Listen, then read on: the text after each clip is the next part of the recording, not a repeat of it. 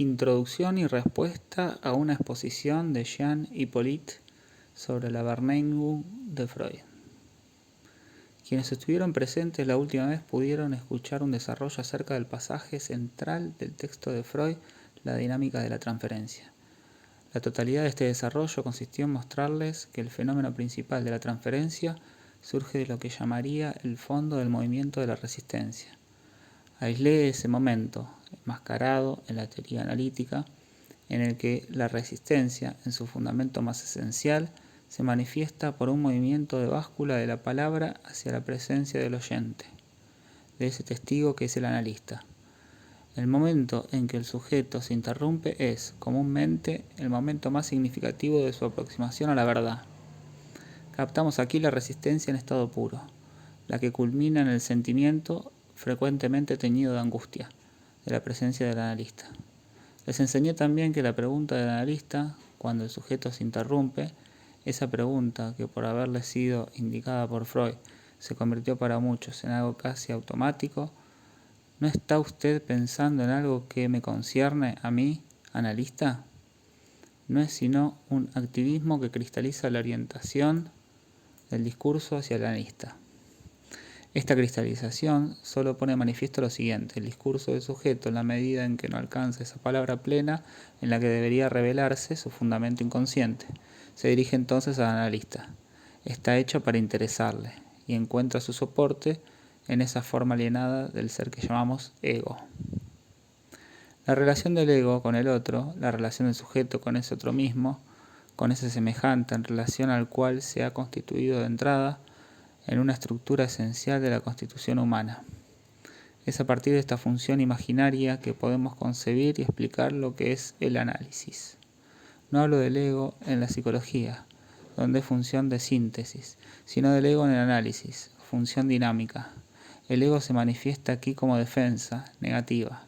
En él está inscrita toda la historia de las sucesivas oposiciones que el sujeto ha manifestado ante la integración, de lo que más tarde y solo más tarde se llamará en la teoría sus pulsiones más profundas y desconocidas. En otros términos, en esos momentos de resistencia, también señalados por Freud, captamos lo que el movimiento mismo de la experiencia analítica aísla como función fundamental del ego, el desconocimiento. Les indiqué ya, a propósito del análisis del sueño, cuál es el resorte, el punto clave de la investigación de Freud. Vieron allí, en forma casi paradójica, hasta qué punto el análisis freudiano del sueño supone la existencia de la función de la palabra. Esto queda demostrado por el hecho de que Freud capta la huella última de un sueño desvanecido en el momento preciso en que el sujeto se vuelve enteramente hacia él. Es en el punto preciso en que el sueño no es sino huella, un resto de sueño, un vocablo aislado, que encontramos su alusión transferencial.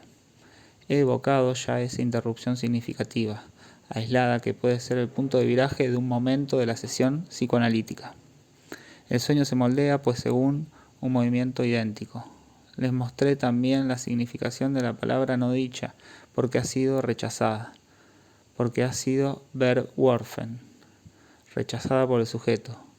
Les hice sentir el peso propio de la palabra en el olvido de un nombre, ejemplo tomado de la psicopatología de la vida cotidiana, y cuán visible es allí la diferencia entre lo que la palabra del sujeto habría debido formular y lo que le queda como resto para dirigirse al otro. En este caso, por efecto de la palabra Herr, algo en la palabra del sujeto falta, el vocablo signorelli, que no podrá evocar con el interlocutor ante quien, de modo potencial, la palabra Herr fue poco antes evocada en su plena significación. Este momento, revelador de la relación fundamental entre resistencia y dinámica de la experiencia analítica, nos conduce, pues, a un interrogante que puede polarizarse entre estos dos términos: el ego, la palabra. Es este un interrogante apenas profundizado. Debería, sin embargo, ser para nosotros el objeto de investigación esencial. En alguna parte, en un texto de Fenichel, se afirma, por ejemplo, que el sentido de las palabras llega incontestablemente al sujeto a través del ego. ¿Es preciso acaso ser analista para pensar que semejante afirmación es, al menos, digna de cuestionamiento, incluso admitiendo que en efecto sea el ego como suele decirse, el que dirige nuestras manifestaciones motrices y en consecuencia la emisión de esos vocablos que se llaman palabras. Podemos decir que en nuestro discurso actualmente el ego sea el amo de todos los que entrañan las palabras. El sistema simbólico es sumamente intrincado. Se halla marcado por esa Verschlugenheit, propiedad de entrecruzamiento, que la traducción de los escritos técnicos transforma en complejidad, término harto débil. Verschlugenheit designa el entrecruzamiento lingüístico. Todo símbolo lingüístico fácilmente aislado no solo es solidario del conjunto, sino que además se recorta y constituye por una serie de afluencias, de sobredeterminaciones posicionales que lo sitúan simultáneamente en varios registros. Este sistema de lenguaje en el que se desplaza nuestro discurso ¿no supera acaso infinitamente toda la intención que podamos atribuirle y que solo es momentánea? La experiencia analítica juega precisamente sobre estas funciones, estas ambigüedades, estas riquezas desde siempre implicadas en el sistema simbólico tal como lo ha constituido la tradición, a la que más que deletrear y aprender nos incorporamos en tanto individuos. Considerando únicamente desde dicho ángulo este problema, vemos que, en todo momento, esta experiencia consiste en mostrar al sujeto que dice más que lo que cree decir. Quizá deberíamos considerar este problema desde el ángulo genético, pero entonces seríamos conducidos hacia una investigación psicológica que nos llevaría demasiado lejos y que no podemos abordar ahora. No obstante, parece incuestionable que no podemos juzgar la adquisición del lenguaje como tal a partir de la adquisición del dominio de la motricidad, revelado por la aparición de las primeras palabras. Las listas de palabras que los observadores se complacen en registrar dejan abierto por entero el problema de saber en qué medida las palabras que en efecto emergen en la representación motriz emergen precisamente de una primera aprehensión del conjunto del sistema simbólico en tanto tal. Las primeras apariciones, la clínica lo pone de manifiesto, tienen una significación totalmente contingente. Todos saben la diversidad con que aparecen en la elocución del niño los primeros fragmentos del lenguaje. Y también sabemos hasta qué punto es sorprendente escuchar al niño pronunciar adverbios, partículas, palabras, desde los quizás o los aún no, antes de haber expresado un sustantivo o cualquier nombre de objeto. Este planteo previo del problema parece indispensable para situar cualquier observación válida. Es imposible partir de los hechos sin de inmediato cometer los errores de comprensión más groseros, si no se capta claramente la autonomía de la función simbólica en la realización humana. Como este no es un curso de psicología general, no tendré indudablemente oportunidad de examinar de nuevo estos interrogantes. Hoy no creo poder introducir más que el problema del ego y la palabra, partiendo por supuesto del modo en que se revela en nuestra experiencia. Solo podemos plantear este problema a partir del punto que ha alcanzado su formulación. No podemos hacer como si la teoría freudiana del ego no existiese. Freud opuso al ego el ello, y esta teoría impregna nuestras concepciones teóricas y técnicas. Por eso quisiera hoy llamarles la atención sobre un texto llamado la Verneingung. Verneingung significa, como me lo señaló hace un momento Hippolyte, de negación y no negación, como se lo ha traducido en francés. Así es como lo he evocado siempre, cada vez que en mis seminarios tuve la oportunidad. El texto es de 1925. Es posterior a la publicación de los artículos vinculados a la psicología del yo y su relación con el ello. En particular, es posterior al artículo Das Ich und das Es Freud. Vuelve a examinar allí la relación, siempre presente en él, entre el ego y la manifestación hablada del sujeto en la sesión. He creído, por razones que ya verán desplegarse, que Hippolyte, que nos hace el honor de participar con su presencia e incluso con sus intervenciones en nuestro trabajo, podría aportarnos el testimonio de una crítica avalada por todo lo que conocemos de sus trabajos anteriores. El problema en cuestión, lo verán, se refiere nada menos que al conjunto de la teoría, sino del conocimiento, al menos del juicio, Por ello le he solicitado, sin duda con alguna insistencia, no solo que me reemplace, sino además que nos brinde lo que únicamente él puede ofrecer a partir de un texto del rigor de Die Vernunft. Creo que éste presenta dificultades para un pensamiento no formado en esas disciplinas filosóficas de las que no podemos prescindir en la función que ocupamos. Nuestra experiencia no consiste en un toqueteo afectivo. No tenemos que provocar en el sujeto esas reapariciones de experiencias más o menos evanescentes, confusas, donde residiría la magia toda del psicoanálisis.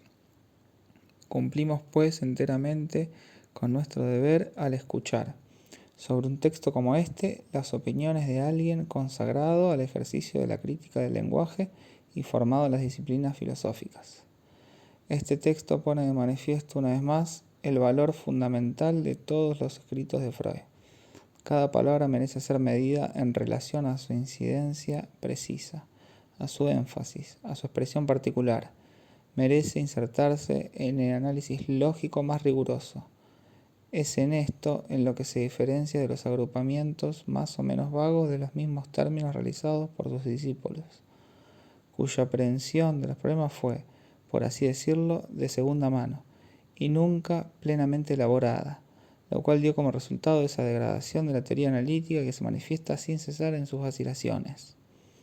Antes de ceder la palabra a Hippolyte, quisiera llamarles la atención sobre una intervención que él hizo en el transcurso de esa especie de debate que provocó un cierto modo de presentar las cosas respecto a Freud y a sus intenciones frente al enfermo. Hippolyte proporcionó entonces una ayuda a Z. Señor Hippolyte, momentánea.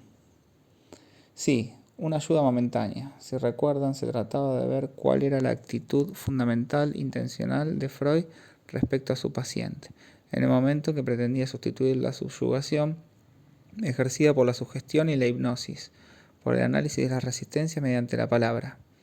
Expresé entonces mis reservas sobre saber si en Freud eso era una manifestación de combatividad, incluso de dominación, reliquias del estilo ambicioso que podríamos ver traicionarse en su juventud. Creo que un texto suficientemente decisivo. Se trata de un pasaje de psicología de las masas y análisis del yo. El yo como función autónoma aparece por primera vez en la obra de Freud a propósito de la psicología de las masas, es decir, de las relaciones con el otro. Simple observación que enfatizo hoy porque justifica la perspectiva bajo la cual yo mismo la introduzco ante ustedes. Este pasaje se encuentra en el capítulo 4, Sugestión y libido. De este modo estamos preparados para admitir que la sugestión, o más exactamente, la sugestibilidad, es un fenómeno primario y irreductible, un hecho fundamental de la vida psíquica humana. Así opinaba Bernheim, de cuyos asombrosos experimentos fui testigo presencial en 1889, pero recuerdo también haber experimentado entonces una oscura animosidad contra tal tiranía de la sugestión.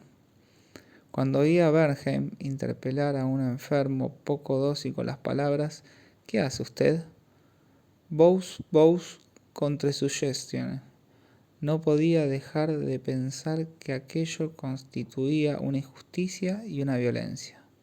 El sujeto poseía un evidente derecho a contrasugestionarse cuando se le intentaba dominar por medio de la sugestión.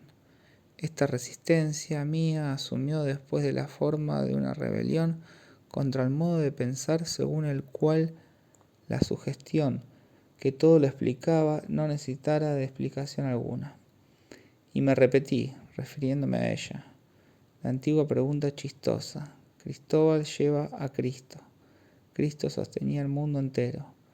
Decidme entonces, ¿dónde apoyaba sus pies Cristóbal? Verdadera rebelión, pues la que experimentaba Freud ante la violencia que puede implicar la palabra. Esta tendencia potencial del análisis de las resistencias que Z testimoniaba el otro día es precisamente el contrasentido que debe evitarse en la práctica del análisis. Creo que, al respecto, este pasaje tiene todo su valor y merece citarse. Pido sencillamente a Hippolyte que nos comunique su opinión sobre este texto al cual, según ha llegado a mis oídos, ha consagrado una prolongada atención, agradeciéndole nuevamente la colaboración que amablemente acepta prestarnos. El comentario de J. Hippolyte se encuentra en los escritos, páginas 1879 y 887, figura de pensamiento histórico. No podemos dejar de estar muy agradecidos a J. Hippolyte por habernos brindado la oportunidad, a través de un movimiento coextensivo al pensamiento de Freud, de alcanzar inmediatamente ese más allá de la psicología positiva que ha situado tan notablemente. Les señalo de paso que en estos seminarios, al insistir en el carácter transpsicológico del campo psicoanalítico, no hacemos más que volver a mostrar la evidencia de nuestra práctica, que el pensamiento mismo de quien nos abrió sus puertas manifiesta constantemente hasta en el más insignificante de sus textos. Es mucho lo que puede obtenerse de la reflexión sobre este texto. La extrema condensación de la exposición de Hippolyte es quizás, en cierto sentido, mucho más didáctica que lo que con mi estilo les expreso, con intenciones precisas.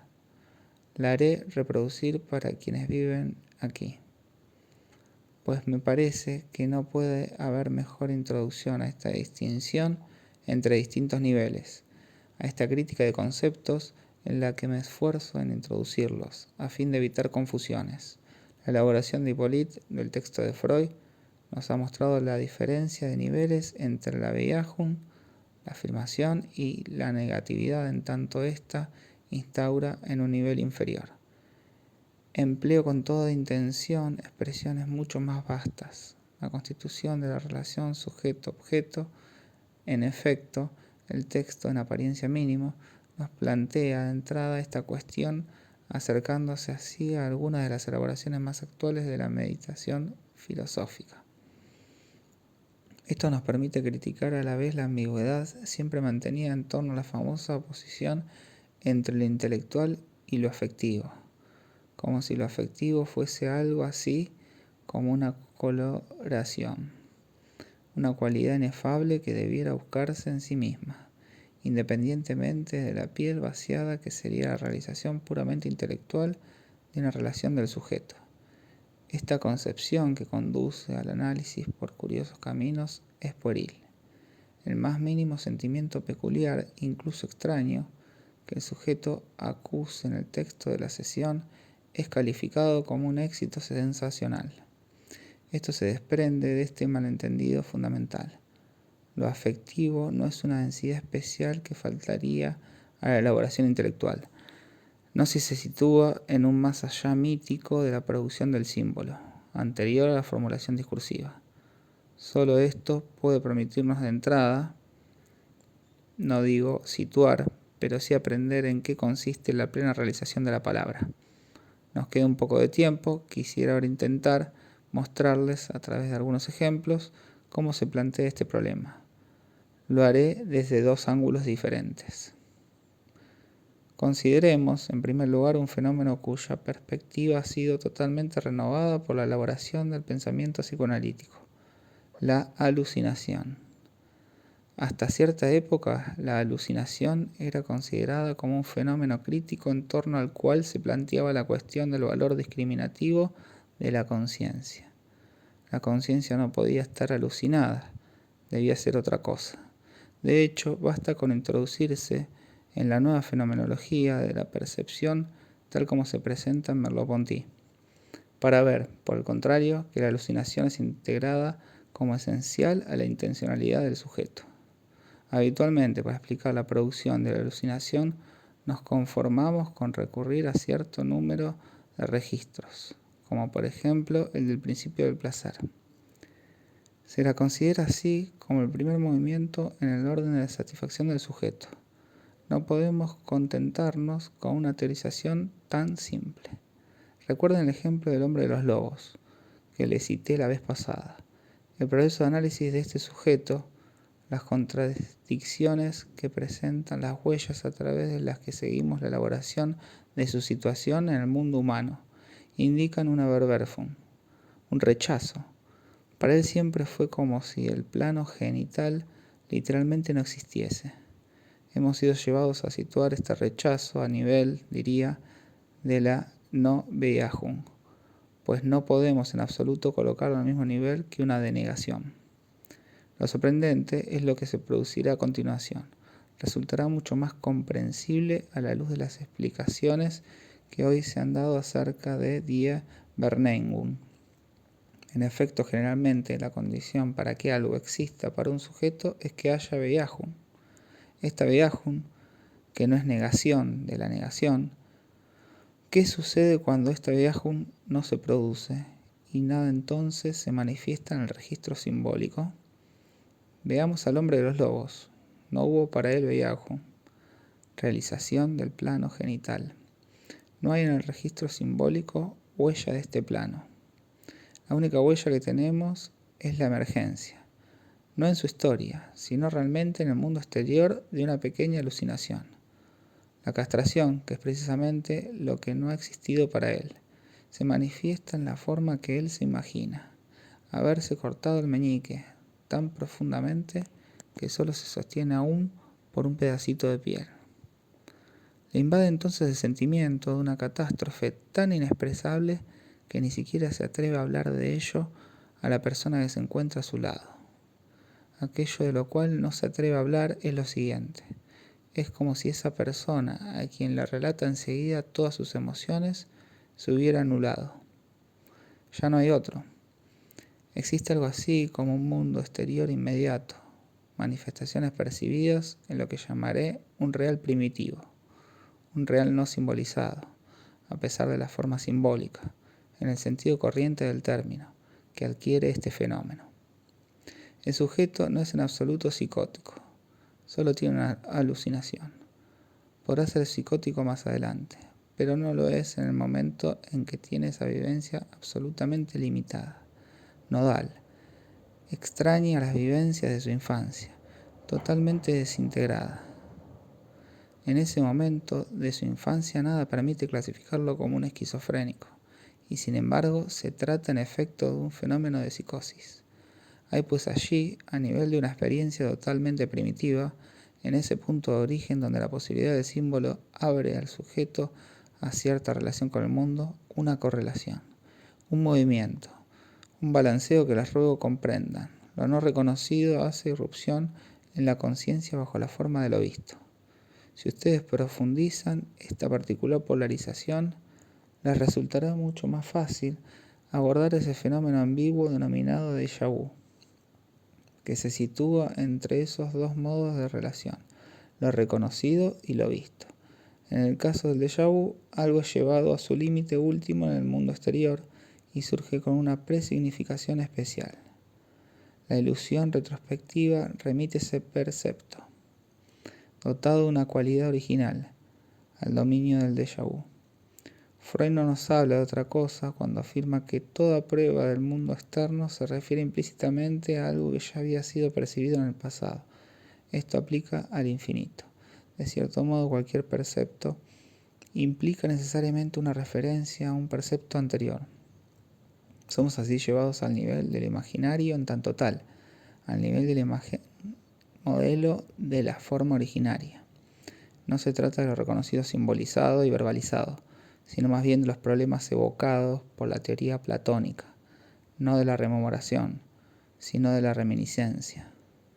Les anuncié otro ejemplo, lo tomo de los partidarios de la llamada manera moderna de analizar. Van a ver que sus principios ya estaban expuestos en 1925, en este texto de Freud. Se da mucha importancia al hecho de que primero analizamos la superficie, como suele decirse. Sería este el máximo refinamiento destinado a permitir al sujeto que progrese escapando así a esa forma de azar que la esterilización intelectual del contenido reevocado por el análisis representaría.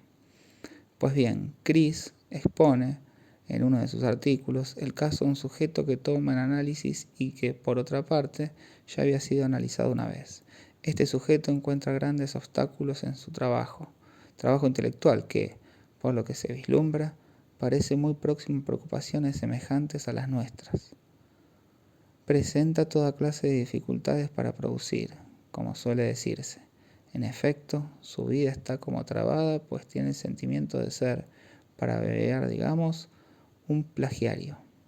Continuamente intercambia ideas con alguien que le es muy próximo, un brillante Scholar, pero siempre siente la tentación de apoderarse de las ideas que su interlocutor les pone. Esto constituye para él un permanente obstáculo para publicar. De todos modos logra producir un texto, pero un día llega declarando, de manera casi triunfante, que toda su tesis se encuentra ya en la biblioteca, en un artículo publicado. Helo aquí, pues, esta vez plagiario a su pesar. ¿En qué consiste la pretendida interpretación en la superficie que nos propone Chris? Probablemente en esto. Chris interesa efectivamente en lo que ha sucedido y en lo que hay en ese artículo. Examinándolo más de cerca, se da cuenta que para nada contiene lo esencial de la tesis elaborada por el sujeto. En él están esbozadas cosas que plantean el mismo problema, pero no están allí las nuevas ideas aportadas por su paciente, cuya tesis es, por lo tanto, totalmente original. Afirma Chris que hay que partir de allí. Es esto lo que él llama: no sé por qué tomar las cosas por la superficie. Ahora bien, dice Chris, si el sujeto quiere manifestarle que toda su conducta está trabada porque su padre nunca llegó a producir nada, porque estaba aplastado por un abuelo, quien era un personaje harto constructivo y fecundo, necesita encontrar en su padre a un abuelo, a un gran padre, capaz de hacer algo. El sujeto satisface esa necesidad forjándose tutores más grandes que él, en cuya dependencia se encuentra a través de un plagiarismo que luego se reprocha y con cuya ayuda se destruye. Satisface con ello una necesidad que ha atormentado toda su infancia y en consecuencia dominado toda su historia. Sin duda, la interpretación es válida. Es importante saber cómo el sujeto reacciona ante ella. ¿Qué considera Chris como confirmación del alcance de lo que introduce, que está preñado de consecuencias? Veremos luego desarrollarse toda la historia del sujeto. Veremos que la simbolización, estrictamente hablando, plena de esa necesidad de un padre real, creador y potente, ha pasado por múltiples juegos en la infancia, por ejemplo los juegos de pesca. ¿Pescará el padre un pez más grande o más pequeño? Etcétera. Sin embargo, la reacción inmediata del sujeto es la siguiente: guarda silencio. En la sesión siguiente dice: el otro día, al salir de aquí, me fui a la calle X. Esto sucede en Nueva York y se trata de una calle donde hay restaurantes extranjeros y donde se pueden comer cosas un tanto condimentadas. Y busqué un lugar donde pudiese encontrar ese plato que me gusta particularmente, los sesos frescos. Tienen aquí el tipo de respuesta evocada por una interpretación justa, a saber, un nivel de palabra a la vez paradójico y pleno en su significación. ¿Por qué es aquí justa esta interpretación? ¿Se trata acaso de algo que está en la superficie? ¿Qué significa esto? No significa nada, excepto que Chris, sin duda a través de un laborioso rodeo, pero cuyo término hubiera podido seguramente prever, se percató precisamente de esto, que el sujeto, en su manifestación a través de esa forma especial que es la producción de un discurso organizado, en la que está siempre sometido a ese proceso que se denomina la denegación y en el que la integración de su ego culmina, no puede reflejar su relación fundamental con su yo ideal más que en forma invertida. En otros términos, la relación al otro, en la medida en que tiende a manifestarse en ella el deseo primitivo del sujeto, contiene siempre en sí misma ese elemento fundamental, originario, que es la denegación, que adquiere aquí la forma de una inversión. Como pueden ver, esto no hace sino introducir nuevos problemas. Para continuar, hubiera sido preciso situar la diferencia de nivel entre lo simbólico como tal, la posibilidad simbólica, la apertura del hombre a los símbolos y, por otra parte, su cristalización en el discurso organizado, en tanto éste contiene, de modo fundamental, la contradicción. Creo que el comentario de Hippolyte lo ha mostrado hoy magistralmente. Deseo que conserven a mano el dispositivo y su modo de empleo como hitos a los cuales puedan recurrir cuando lleguen a encrucijadas difíciles en el desarrollo de nuestra exposición. Agradezco pues al señor Hippolyte por habernos brindado la colaboración de su gran competencia.